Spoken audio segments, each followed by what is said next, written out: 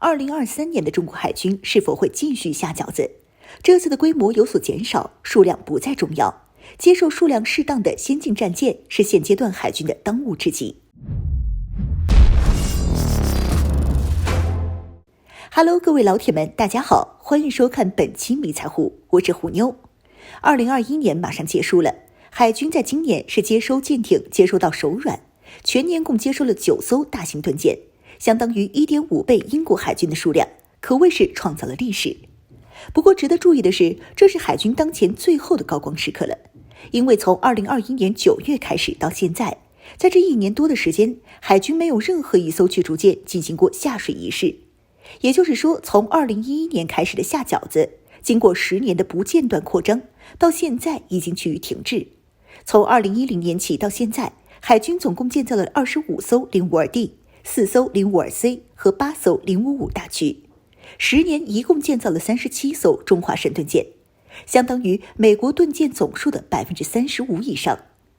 人民海军经过10年的下饺子大建工作，基本上已经完成了中国海军对于国际形势变化的大规模军舰扩充需求，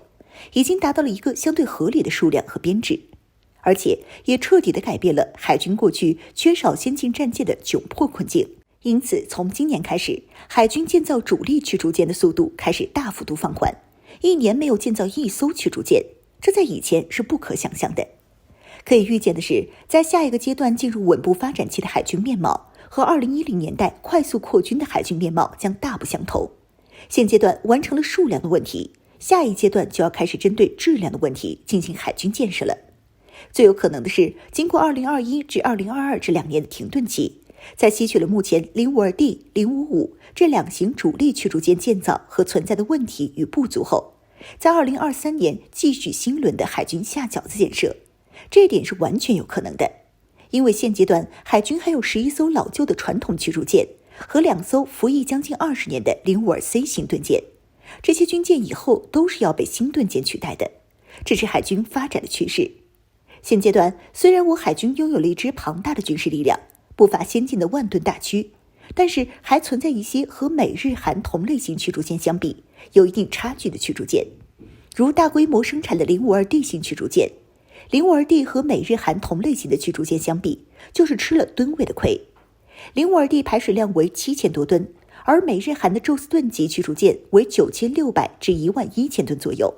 最大吨位可以使军舰搭载更大的直升机和更多的武器。举个例子，052D 因为排水量和舰体大小的限制，仅有64个垂发单元，后部的直升机库空间狭小，仅能携带4吨的小飞机直9。这种飞机体积小，航程短，就严格制约了 052D 的远程反潜能力。反潜能力不足，对于一款通用驱逐舰来说是一个明显的短板。而美日韩的盾舰由于有着充足的空间和大吨位，后部机库可以轻松起降10吨级别的反潜直升机，所携带的垂发单元更是达到了96至128个，超过 052D 垂发数量 50%至 100%。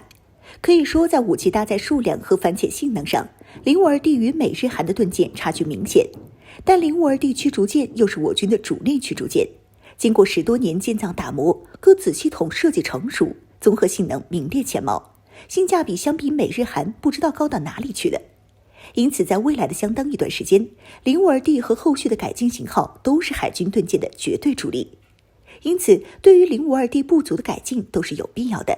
现在针对 052D 的不足，海军的第3批次以后的几艘 052D 都进行了加长机库的设计和采用了反隐身雷达。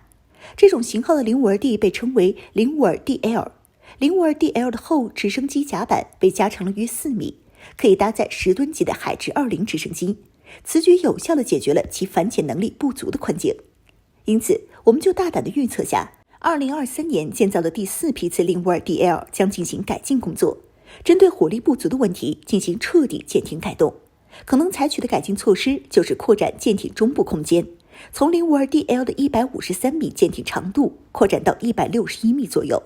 排水量增加至8000吨，后部垂发单元增加4座8连装，共计32个垂发单元，最终形成前部32加后部64个，共计96个垂发单元的配置。型号暂定为 052DG。这样一来，052系列驱逐舰无论是在质量上还是数量上，对美日韩盾舰形成全方位碾压的优势，只需改进就能够一劳永逸地解决052D 的性能问题。接下来就是055驱逐舰的改进型。平心而论，055目前的技术实力放在全球也是最顶尖的，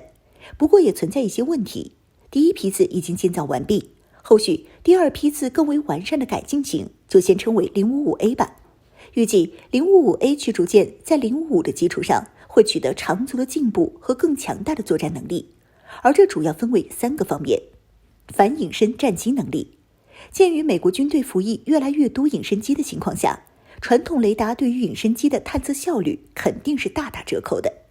055A 可能会搭载更先进的米波反隐身雷达，增强对隐形战机、导弹的探测和拦截能力，这是未来军舰的发展趋势之一。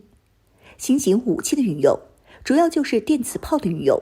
从2014年公开曝光海军开始测试电磁炮至今，经过多年的验证，目前的电磁炮技术正在逐渐的趋于成熟。之前在防务展上就出现了国产电磁炮外贸版本的概念。电磁炮相比传统火炮具有射程远、初速高、精度高等优点，是反导防空、对海打击的利器之一。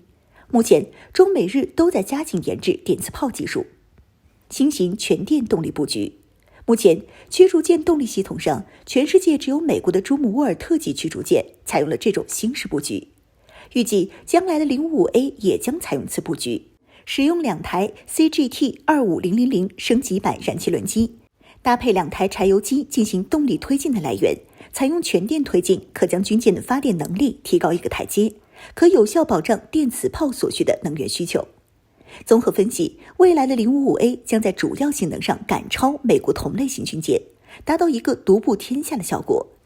在2023年，可能将与新批次的052DG 同时进行建造。不过这次下饺子的规模相对过去10年有所减少。